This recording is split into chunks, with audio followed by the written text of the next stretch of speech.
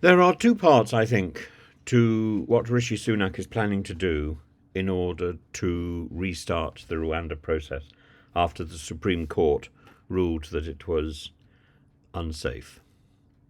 And those two parts are interesting. The first part, I think, is simply, underlying this is what I think is simply an immoral procedure. That is to declare something that is unsafe as safe.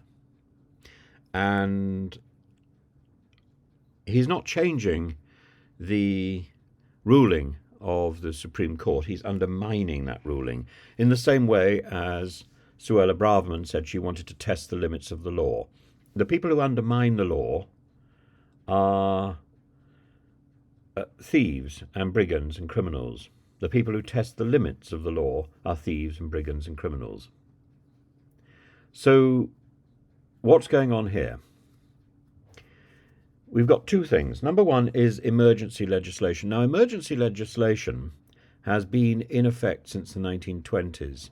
The experience of COVID, I think, and the bypassing of the proper processes have given our present government and Rishi Sunak license and example to break the law. And emergency legislation is part of that part of that inspiration, that there are things that a government is now allowed to do without proper scrutiny, to have a truncated passage, for which I would frankly recommend lactulose. It's a response to serious events like a tsunami, an earthquake, a war, disease, or an adverse judicial decision. It's a response even to things like speeding up and washing away the parliamentary business before the end of a session, a parliamentary session, or before an election. What is important? What can we push through? And the Civil Contingencies Act of 2004 put into place the way in which we could have an urgent response through Parliament to a national emergency. And it's partly the inspiration of that act which Sunak is invoking. This is an act put out by John Prescott to get round, to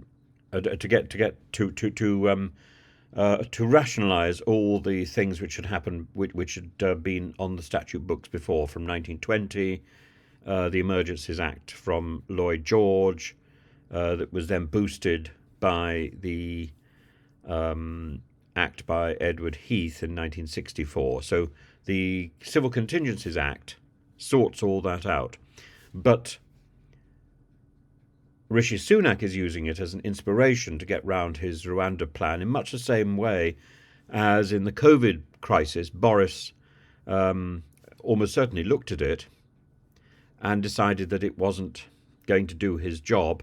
He used the Public Health Act of 1984 together with his own Coronavirus Act of 2020. Why did he need a Coronavirus Act?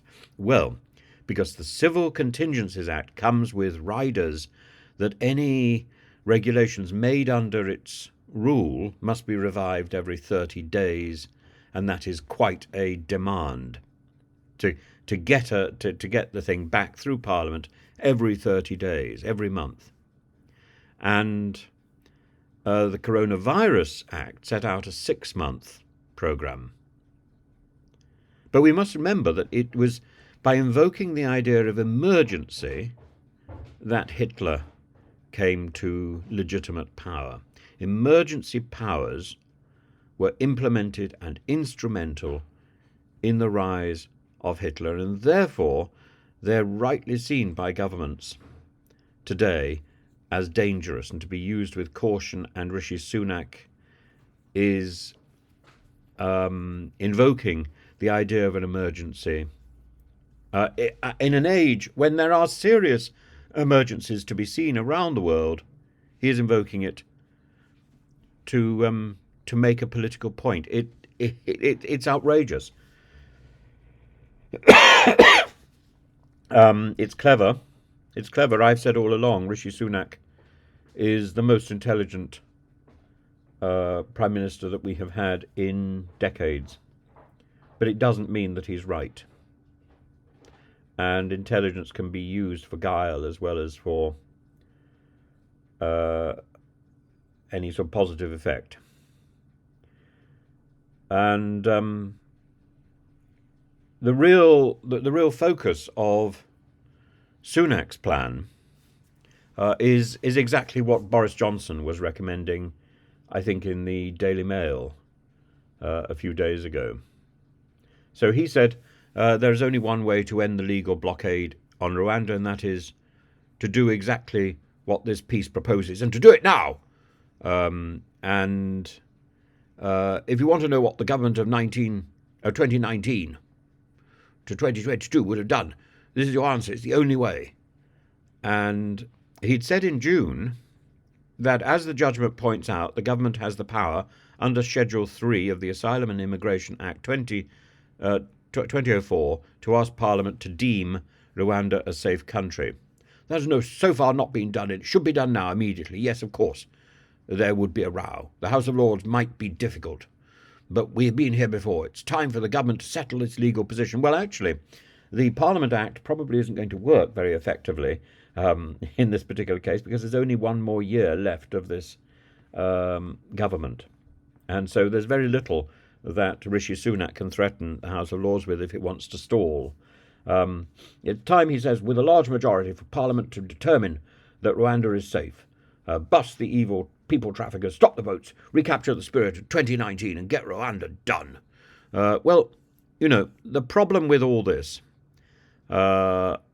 is that, in fact, he pointed this out on November the 15th, 2003 on Twitter. There's only one way to end the legal blockade on Rwanda, and that is to do exactly what this peace proposes, and do it now. If you want to know what this government of 2019 to 2022 would have done, here is your answer. It's the only way. So that's what he said on Twitter at 12:28 p.m. on November the 15th, 2023. Oh, that's now. That's now. That's what he's just said. Sorry. So he's. I'm repeating. I'm repeating endlessly. Boris Johnson. It's like I'm in some sort of maniacal loop.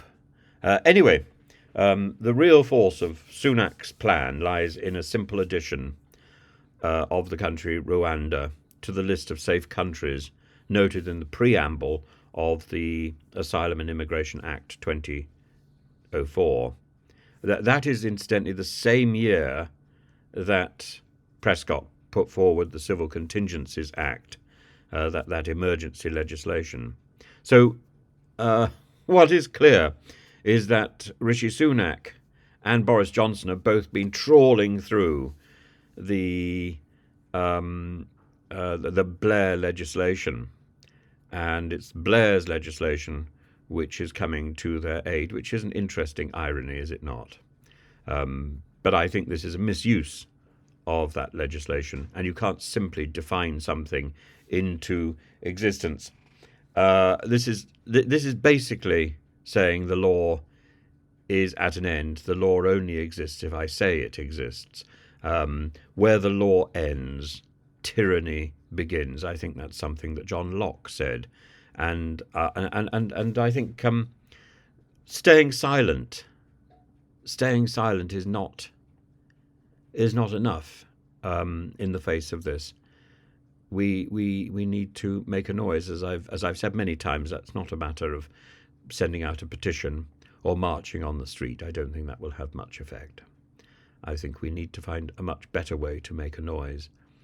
But a noise must be made, and I would strongly suggest, rather than writing to your MP, you should write to every member of the House of Lords, because it's in the Lord's power to scuttle this emergency legislation. So get your pens out and write letters. Write letters to the House of Lords. Letters, not emails. Emails can be binned. Letters deserve the courtesy of a response. At least they do unless you're writing to Lord Lebedev, who doesn't bother replying.